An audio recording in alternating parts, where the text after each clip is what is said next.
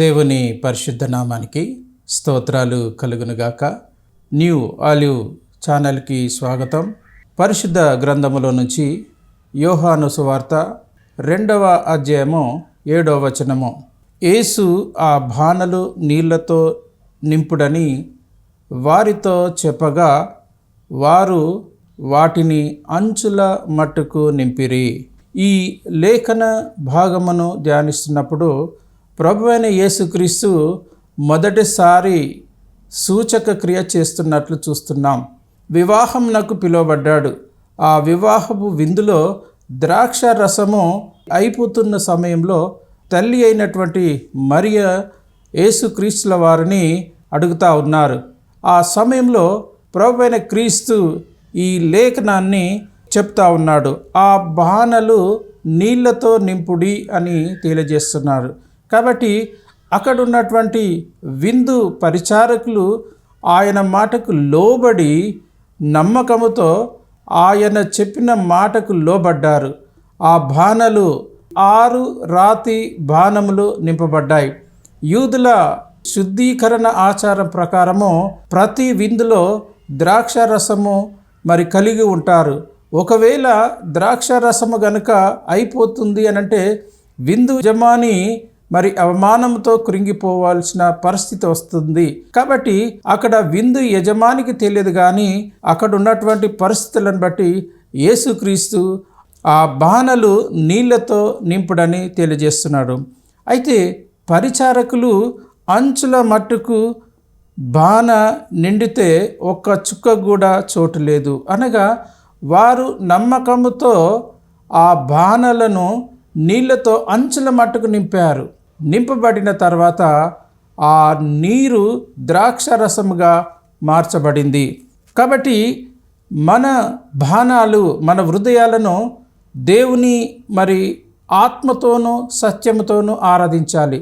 సగము దేవుడు, సగము లోకము, సగము ఆచారాలు, సగము సంఘములో ఉండకుండా బాణాలను పూర్తిగా దేవుడు నీకు ఇచ్చినటువంటి హృదయం అనే బాణను దేవుని ఆత్మచేత పూర్తిగా నింపబడాలి. కాబట్టి ద్వితీయోపదేశ కాండము 6వ అధ్యాయము 5వ వచనంలో నీ పూర్ణ హృదయముతో, నీ పూర్ణ ఆత్మతోనూ, నీ పూర్ణ శక్తితోనూ నీ దేవుడైన యెహోవాను ప్రేమింపవలెను.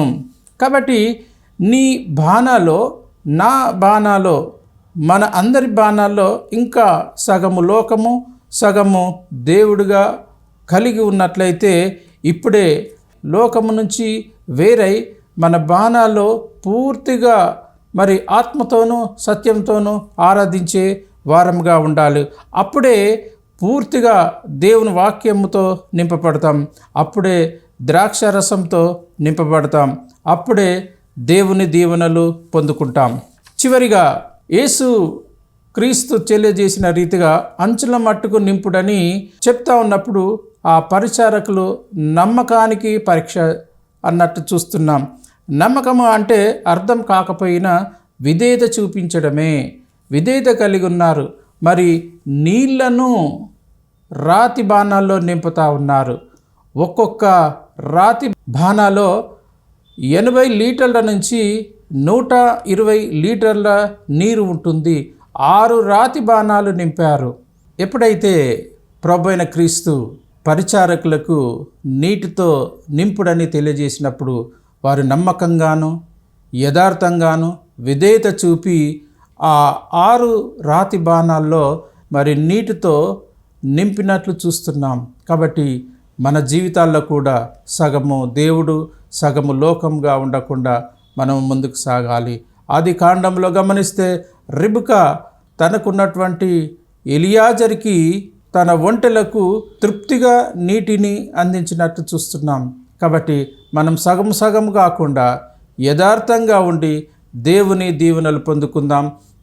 ఆ యొక్క వివాహపు యజమాని విందులో దేవుడు ప్రభువైన క్రీస్తు మొదటి సూచక క్రియ చేసి దేవుణ్ణి మహిమపరిచాడు.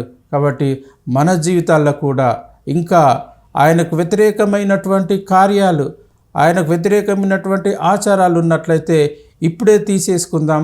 పూర్తిగా ఆత్మతోనూ సత్యంతోనూ ఆయనను నింపుకుందాం. మన బాణాల్లో దేవుని ఆత్మచేత నింపబడి దైవ దీవెనలు పొందుకుందాం. అట్టి కృప దేవుడు మనకందరికీ కలుగజేయునుగాక. Amen, amen, amen.